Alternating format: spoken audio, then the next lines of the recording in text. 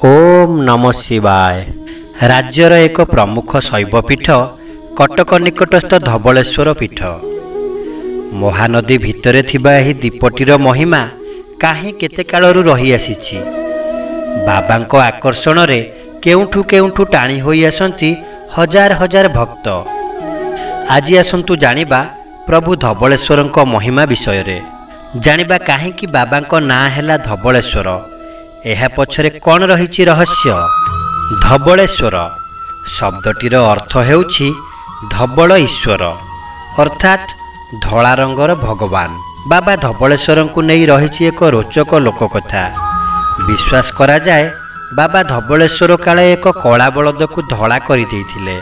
एही किंबदंती अनुसार एही घटना परे परे एही स्थानर नाम धबलेश्वर नाम ख्यात हेबारे लागिथिले। आसंतु जानिबा पूरा कहानीटी को। लोककथा अनुजाई थरे जड़े चोर गोटे कला बलद को चोरी करी आनिथिला।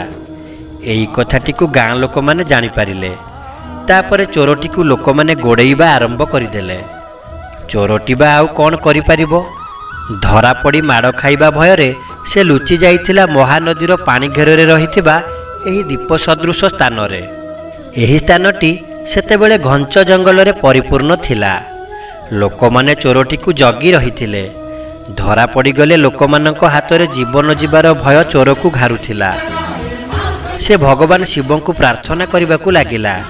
चोर तार जीवन बंचाई देबाकू भगवान को डाकुथाए। एही समय रे भगवान शिव शंकर जड़े सन्यासी बेशरे गाँ लोकंक आगरे उभा हेले। लोकमानंकु से सेमानंक रागिबार कारण पचारिले। लोकमाने कहिले आमर गोटे कला बलद चोरी हो जाइछि।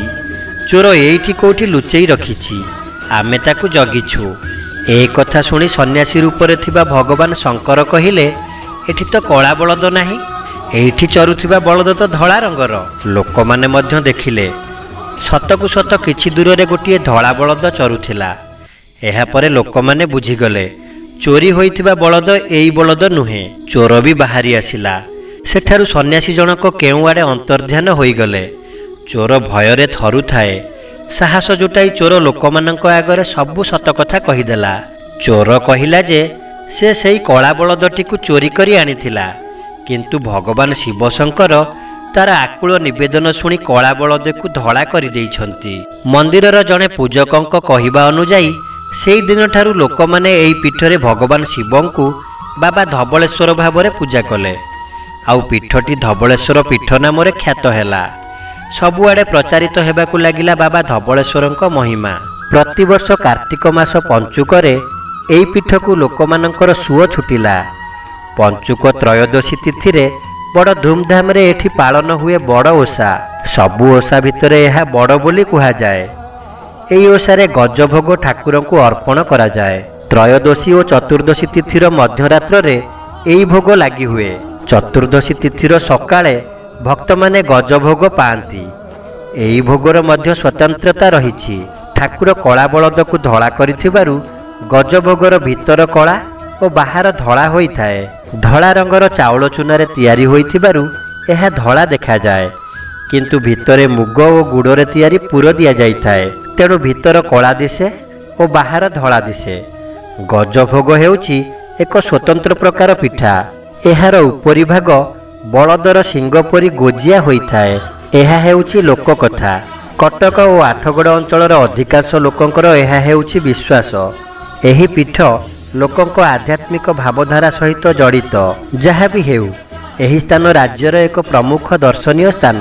कटक सहरर बिड़ानासीर अपर पार्श्वरे एहार अवस्थिति। नदी मझिरे थिबा एही स्थान को एक झुला पोल संजोग करुछि। पूर्वरु एठाकू डंगारे जिबाकू पड़ुथिला। वर्तमानर मंदिरटी 16 शताब्दी तैयारी होइथिबा बोली अनुमान करा जाए। तेबे दर्शक बंधु, आजिर एई भिडियोटी आपण मानकू केमिति लागिला कमेंट बॉक्स को जाई मतामत रखिबे। भलो लागिथिले लाइक करिवे, सांग मानकू शेयर करिवे। आजि पई रहिली, नमस्कार। ओम नमः शिवाय।